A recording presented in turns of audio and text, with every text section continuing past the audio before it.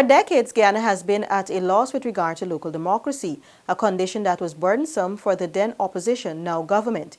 This week, we take an in-depth look at how the coalition government has over the last 4 years restored local democracy to Guyana.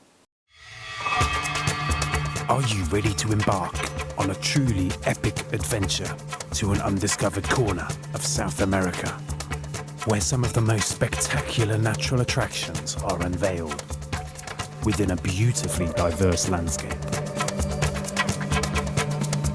From the wetlands and savannas to the ancient mountains, magnificent waterways and lush enriching rainforest would provide a vast playground for some of the most exotic and breathtaking creatures on the planet, including many of the world's giant species. This untouched land of mystery and wonder serves up an exclusive experience for travelers. So are you ready for a new, awe-inspiring adventure? Welcome back to nature. Welcome to Guyana.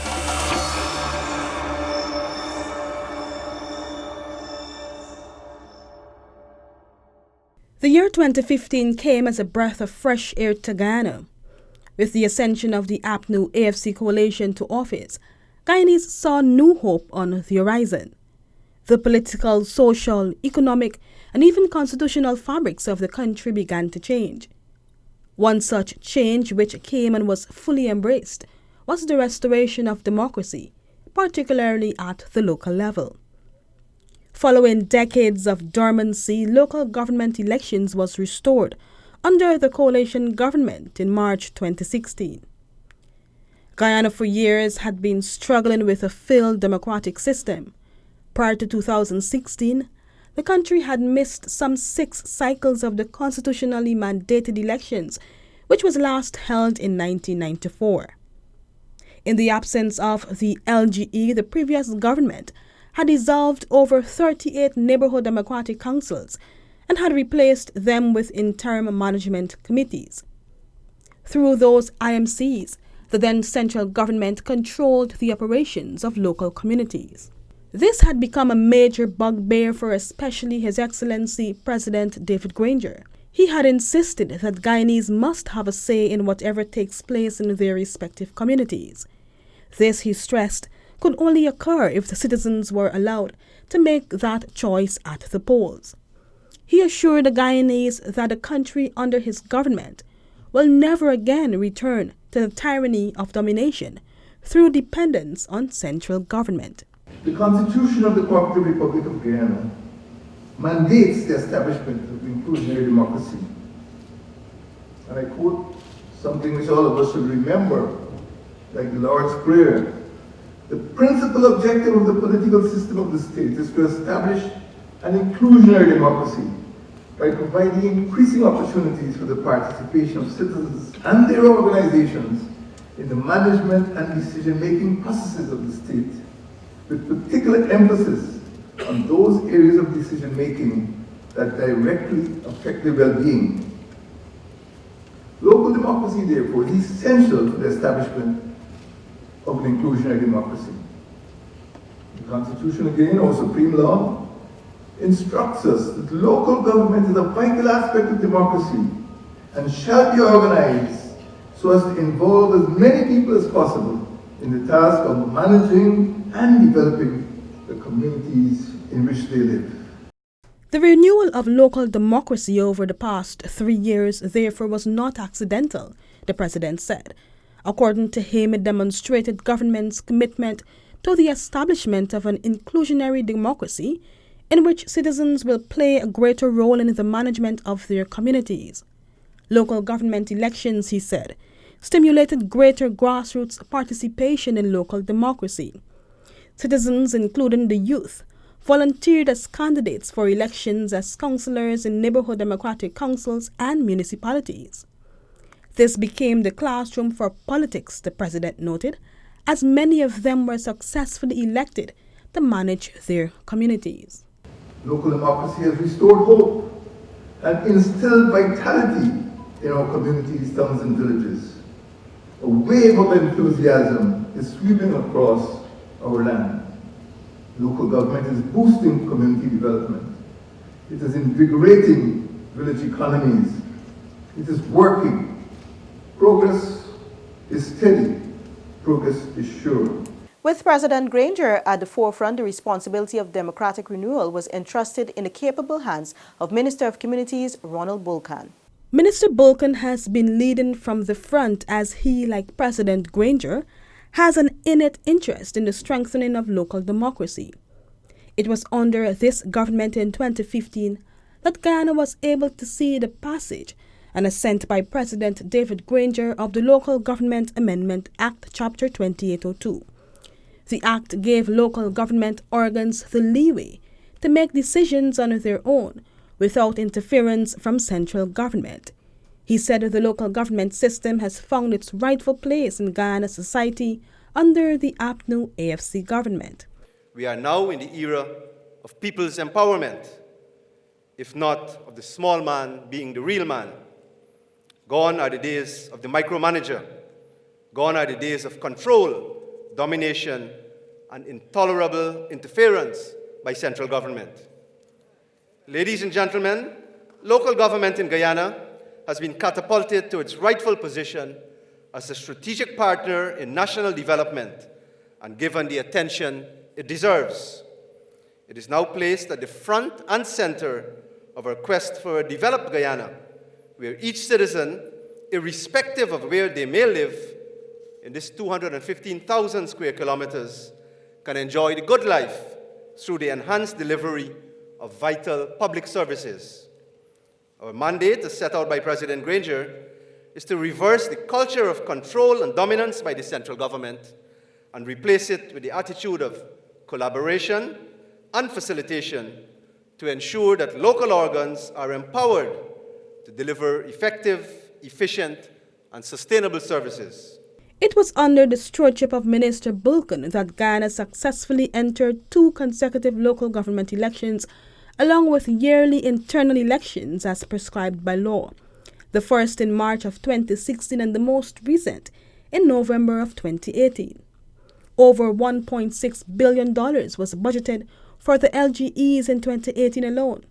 The government made the promise to return the much-needed election, and it kept that promise. It was under this administration, too, that the Ministry of Communities hosted 2 fruitful national conferences for local democratic organs. The NCLDO is the brainchild of President David Granger. The inaugural conference was held in July 2018 and saw the coming together of leaders of local democratic organs. At that meeting, President Granger noted that the NCLDO was a deliberate intervention intended to become a platform for promoting the work of NDCs, municipalities, and RDCs. It is intended to foster collaboration and improve coordination in order to support the renewal and revitalization of our villages and our communities. It is aimed at empowering, not emasculating, local democratic organs. It respects their autonomy. It charges local democratic organs with ushering in a new era in local government, one that will help to improve citizens' quality of life, build local democracy, and promote economic development. This is the future that we all desire. This is the future that we all deserve. Thank you. Local democracy has been restored, and with it has come restored hope in local communities, towns, and villages. It has resulted in the economic and social revitalization of communities. Capital towns are now better equipped to become engines of development. Neighborhoods and villages are enjoying the dividends of local democracy through ever-improving services. The new urban centers located in the hinterland regions have been contributing to closing the gap which existed between the hinterland and coastline. Particle has constructed Guyana's most picturesque riverside boulevard. It has installed more than 700 streetlights as it is in transition to becoming a green town. It is developing a green park and rehabilitating the town's market as a part of its drive to become a green town. Mabaruma has transformed the Kumako waterfront, building concrete-based roads and installing street lights as part of its drive to create a better town. Lethem is fast becoming the business hub of the Rupununi. Lethem is upgrading its infrastructure, including drains, roads, bridges, and schools. Madia, Guyana's newest town, has effected improvements to its internal roads and bridges and is expanding public services as it rebounds from the effects of the recent flash floods. The government has been aiding local democratic organs through financial investments. Over the last 4 years, billions of dollars have been invested in the organs. For 2019 alone, some $1 billion was allocated from that year's budget to go towards community development and the operation of the LDOs. Government's efforts have been geared at deepening and extending the system of local democracy. Since 2015, 9 new neighborhood democratic councils and 4 new townships were established. This is the first major municipal extension in over 4 decades and increases the coverage of electorates under a local authority area to approximately 91%. Since 2015, much has been accomplished.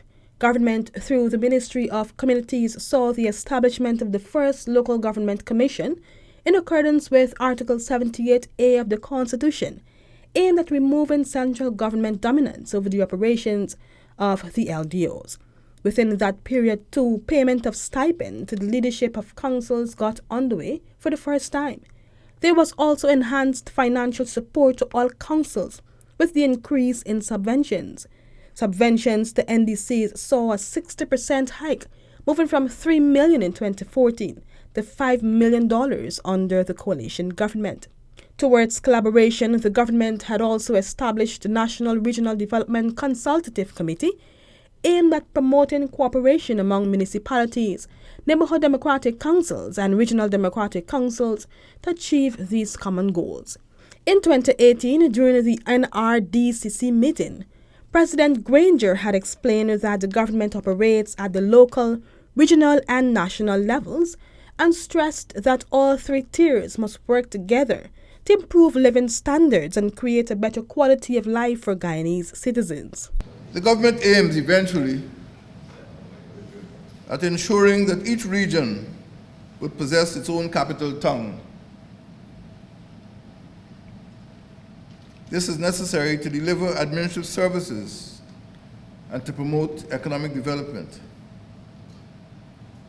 We envisage that eventually each region should have its own aerodromes, its own banks, its own chambers of commerce, its own courts, its own factories, hospitals, museums and galleries, its own newspapers, radio and television stations, its own passports and regional offices, its own police stations, secondary schools, sporting stadiums, sub-treasuries, and other amenities and public services.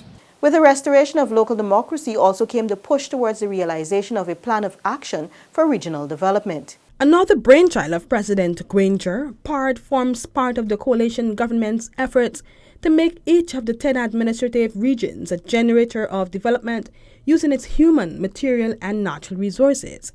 It is a well-articulated document that outlines the strategic direction and process for developing the economic, infrastructural, social, and environmental future of the region, with specific goals and timelines, and considers the natural resources including gold, fertile land for agriculture, and ecotourism potential. Regions have been blazing the trail with the initiative and have been seeing much progress. So far, the Ministry of Communities has supported the crafting of parts for Regions 9 and 10. In the case of Region 8, strides have been made. In March of 2019, Tushos and administrators from across 17 villages in the region attended the Regional Development Conference in Cato to discuss the crafting of the Plan of Action for Regional Development.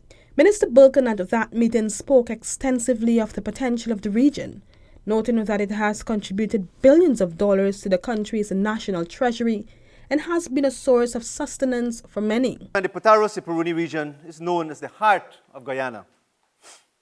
I recall when we were in opposition, His Excellency referred to it as the aching heart. But now I believe we can call it the beating heart.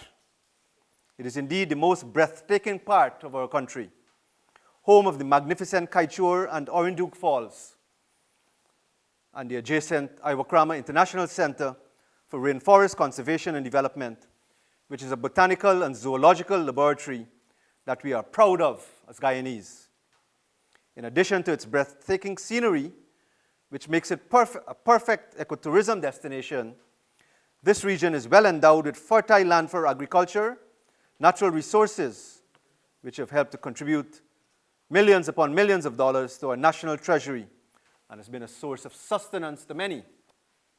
Despite these tremendous endowments, this region, owing to years of neglect, its mountainous terrain, along with its sparse and scattered population, presents tremendous challenges to the effective delivery of public services such as health, education, infrastructure, and the overall development of the region.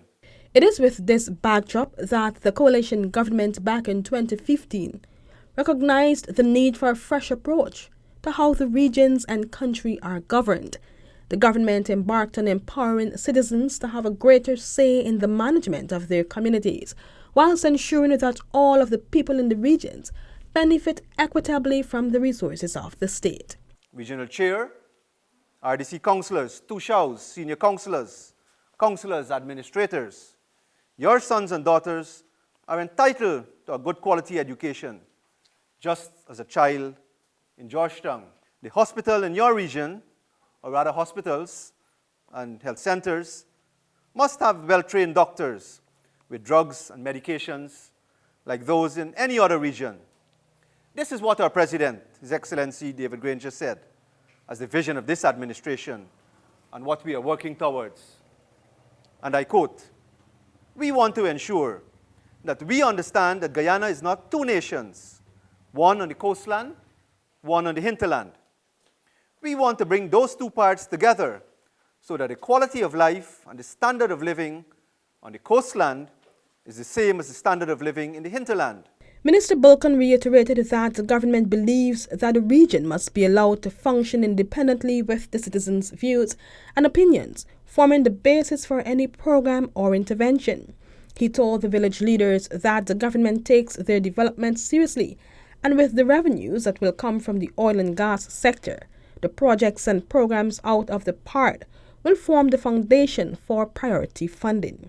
Over in Region 9, the administration collaborated with Conservation International to see the two entities partnering to craft and implement the region's plan of action for regional development.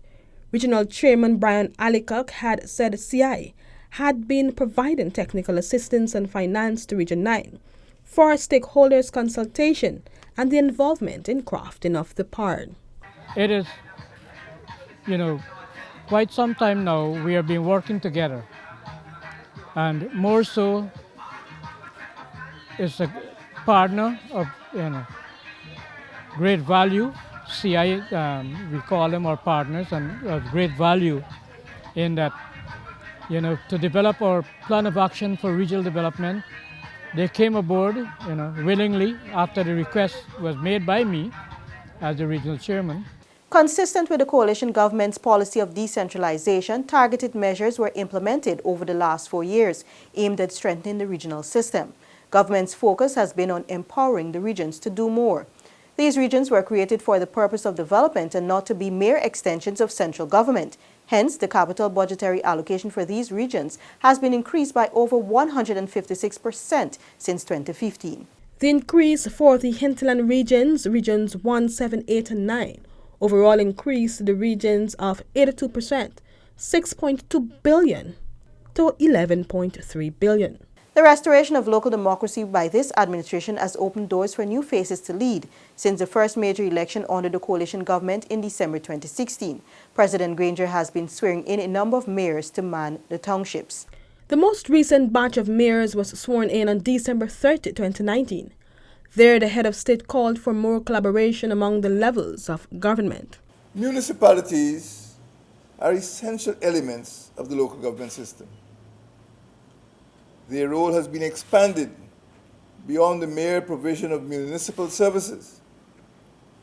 They are now expected to become agents of change, drivers of development, and protectors of the environment.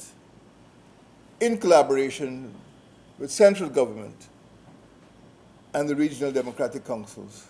He said that the towns were main terminals of trade and seats of public administration, and the coalition was working to strengthen the roles of capital towns in regional development through a regionalization policy. Many of the mayors and their deputies were re-elected to serve. They shared their plans with us. I will work on projects for 2020. My main focus is on bylaws of the city and also City Hall. And also I want to focus as well on the way we dispose of our garbage and maybe set up a recycle plant or something. And I'm looking for private-public partnership. It's something that we need to look at. It's my hope that this year we were able to do a little more. We're able to be more visible in our community. And of course, you know, it's our 50th year as a town. So the hope is that Linden will kind of start transforming. We want to make Linden into an ecotourism destination.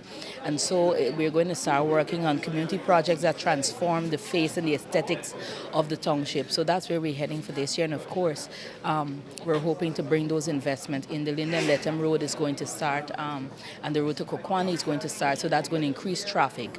And hopefully we're able to have more hotels and more industries being developed in Linden. In 2020, we look forward to a greater year, a year where we want to fast track the development of the town.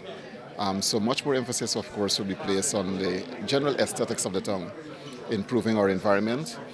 We would have made significant strides where solid waste management is concerned, but we still have a very far way to go. So Local government in Guyana is not what or where it was 4 years ago. It has been elevated to a new level with a huge political and financial investment made by this administration in the past 4 years. The tangible benefits being realized as a result of government's intervention is indicative that the system of local government, despite its challenges, can work. This has been InfoHub In Depth. Thanks for watching. Goodbye for now.